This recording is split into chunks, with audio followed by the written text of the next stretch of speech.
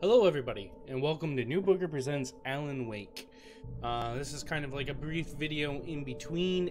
We are going to take a look at the manuscripts that I have gotten thus far from episodes 1 and episodes 2. I am not going to do episodes 3. I haven't completed that episode yet, but I did promise you all that in between, at some point, I would give you the manuscripts.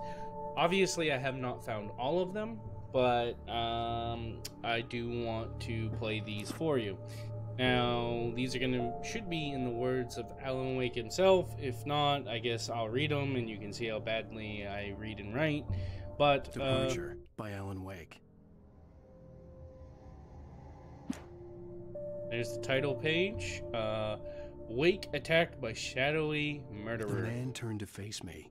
His face was covered in shadows.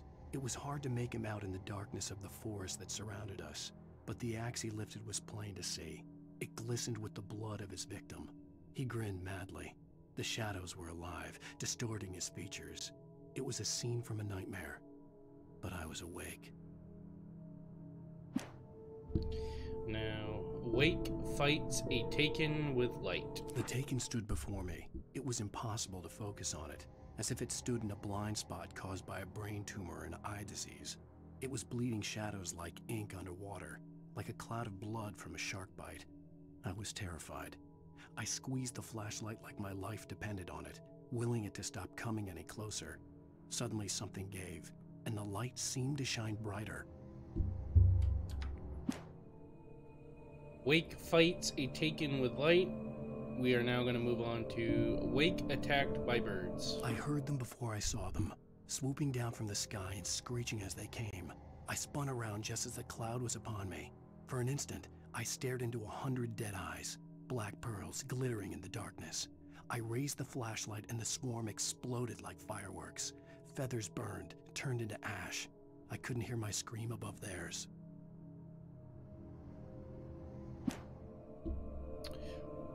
Alright, and the next one is Wake finds pages. At first I kept finding the pages as if by accident. The book I couldn't remember was either a terrible and true prophecy or an act of creation that had rewritten the world. I began to hunt the pages feverishly, for they held the answer to the mystery. With it, I could save myself. With it, I could save Alice. The next one is TV in the gas station. I stepped into the gas station's garage. It was dark and quiet. The place was a mess. It looked like someone trashed the place or that there'd been some kind of fight. Light spilled into the room through an open door at the back, and I made my way toward it. Without any warning, I was blinded by a bright light. An old portable TV on the shelf had come alive by itself. Impossibly, I could see myself on the screen, talking like a madman. Alright. Wake lies to the sheriff. The cabin on Cauldron Lake? She asked. The sheriff looked at me suspiciously. The early morning light flooded through the office windows. I would probably never have gotten out of the woods alive without her help, but I couldn't tell her the truth of what I'd faced the previous night.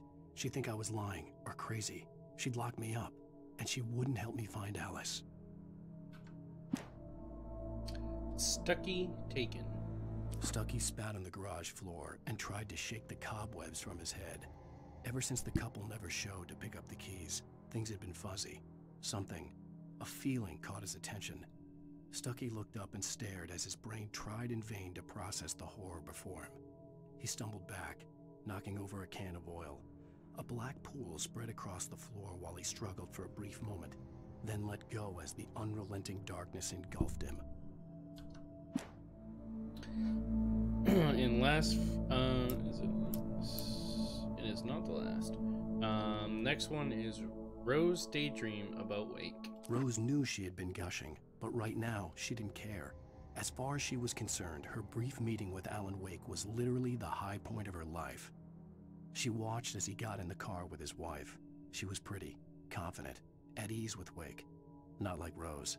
They were perfect for each other. She'd have given anything to be called their friend. And the last one that I found from episode 1, Barry's arrival. Barry Wheeler was bouncing off the walls. He jumped on a plane after his calls were ignored by both Al and Alice for several days. It could mean that they were both on a second honeymoon, but Barry didn't buy it. Al had been way too unstable for that, not sleeping, messed up. Barry had years of experience dealing with Alan Wake, and he couldn't ignore it. Something was wrong. Alrighty. And now we're going to look at episode 2, Taken. Sudden Stop 1. It's true what they say about the fall and the sudden stop at the end. I'd lain here in the snow while the lurid chain of scenes that had led me here kept playing in my head. A rerun of my own private snuff movie. A memory of my corpse. Alone at my own wake. Thinking in metaphors again. The femme fatale was gone. Only a sour taste remained of the kiss that killed me. I want you to keep in mind, that is the voice actor from Max Payne. Maybe we'll do a Max Payne. It makes me really want to do a Max Payne video. Would y'all like to see a Max Payne video? Let me know in the comments. This was a late goodbye. 13 years after I'd gotten my revenge, it had finally caught up with me. It had been a long time to bear the pain. My blood painted the snow red. A gruesome slushy dissolved all the scattered painkillers and leisurely dripped down to the sewer, mingling with the bile of the city, becoming one with it. I can see them now, my wife and my baby. Honey, I'm home. Totally want to play Max Payne now. The dark presence in the diner.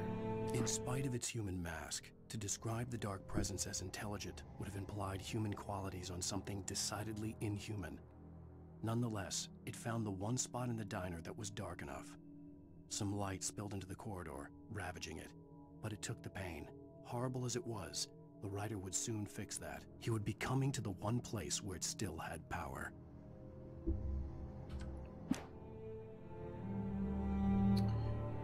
Wake at Lover's Peak. The kidnapper fired his gun one last time, and the shadow vanished into the darkness it had come from. See? Nothing to it, Wake. The thought of Alice in his hands was revolting. We stood on the wooden platform of Lover's Peak, the waterfall on the mountain behind us, the lights of the radio mast blinking red in the heights above. I fought with the urge to take a swing, force myself to speak. Let's cut the act now. Where's my wife? Alice sees a shadow. Alice looked through the viewfinder, lining up the shot. Cauldron Lake was breathtaking. Something caught her eye. A figure standing in the shadows behind the cabin, like a thin woman in a black dress. She lowered the camera and looked again. No one there. Just a collection of bushes that looked vaguely human-shaped. She shook her head and laughed. Barry doubts Wake's sanity. Barry had never gotten along with Alice, but he knew Alan loved her with an almost frightening intensity. And now something had happened to Alice. And here was Al armed with a gun and saying things people got put in padded cells for. It was as if his friend had experienced a massive psychotic episode and was now totally disconnected from reality. It scared the shit out of Barry. Rusty dying. The air in the visitor center was heavy with an awful smell, as if some rotten drowned thing had crawled up from its grave. Rusty kept coughing blood. My eyes were drawn to the twisted shape of his broken leg. The attack had been vicious. Max whined in his cage. Rusty's eyes were wild with fear and terror. He gasped. "Mr. Wake, it happened just the way it was on that page." Rusty attacked by the dark presence. The visitor center was sturdy, but the impact turned the front of the building into splinters. Rusty was thrown across the lobby like a rag doll and hit the far wall hard. It didn't hurt until he tried to move and saw his leg bend the wrong way, felt the broken rib stabbing him on the inside. Rusty howled in pain and fear, suddenly afraid to die alone. Wake reaches haven of light. At the last instant, I changed direction and threw myself down. The axe splintered the trunk of a tree. I stumbled into the pool of bright light. My lungs burned. I was too exhausted to move. I tensed as I waited for the killing blow, but it never came. I raised my head, Nothing moved in the darkness beyond. For the moment, bathed in the cold light, I was safe. Rusty's final thoughts. In that last instant of consciousness, Rusty thought about Rose. He was older than she was. Rose was barely out of her teens, but she made him feel young and forget what a train wreck his long-dead marriage had been. He still wore the ring. He'd been waiting for her to tell him to take it off. Now she never would.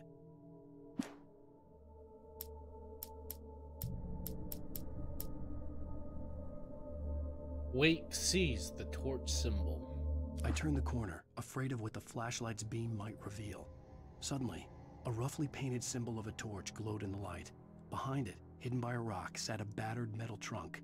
It was here for a reason, packed with supplies, batteries, flares, ammo, things you need to make it through the darkness of the night. Something left behind by someone who knew what I knew, and more.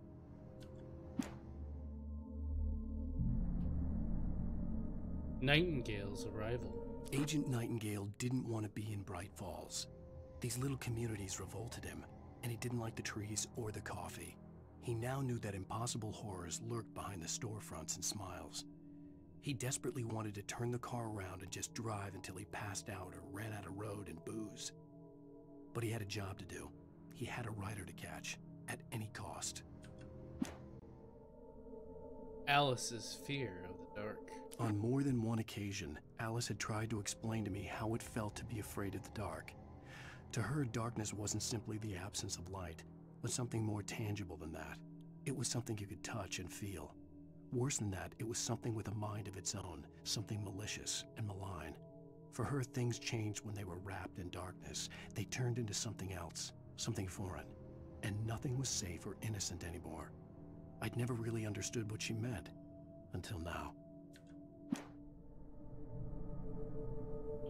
Wake hears a chainsaw. The night had been one desperate situation after another. I was exhausted, and my body felt as though it had been chewed up and spat out. The flashlight was heavy in my hand, and each pull of the trigger sent a painful shock up my arm. But I was finally out of the woods, and things were looking up. That's when I heard the chainsaw. Barry in Elderwood. When Barry saw the darkness attack the visitor center, it made him a believer. The men Al said he'd shot, they hadn't been just locals on crank.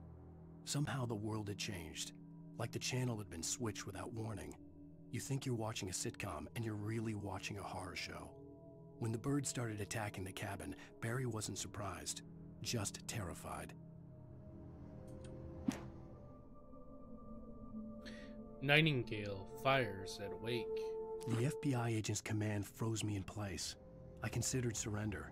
It was all falling apart anyway. I could give in, let someone else deal with it, but it felt all wrong. Call it instinct, his posture, the way he held the gun. He was no friend. Shots ringing in my ears, I leaped for the hole in the fence and stumbled into the darkness beyond. Missing page.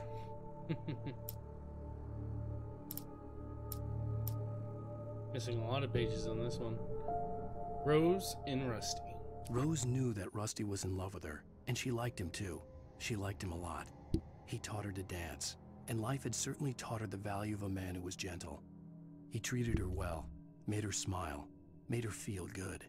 But Rusty wasn't the prince of her dreams, and that tended to underline the unbearable truth. She was no closer to that Hollywood magic than he was. Barry meets Rose. Nobody in Bright Falls seemed to know where Al was, but Rose, the waitress at the diner, had seen him. From what Barry could tell, Al pretty much fell off the face of the earth when he left the diner.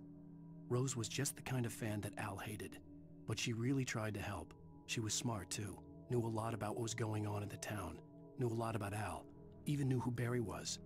Barry liked her. That was no big surprise. When it came to women, Barry and Al rarely saw eye to eye. And last but not least, deputies at the logging site. The logging site was a mess. The modular office had been pushed off the cliff. Deputy Thornton climbed up from the wreckage excited, breathing hard from the exertion. Nobody there. It's weird. Don't you think that's weird? Bored, Mulligan let out a mighty snort. Hell, it's always weird, Thornton. Just a question of sorting out what kind of weird it is this time around.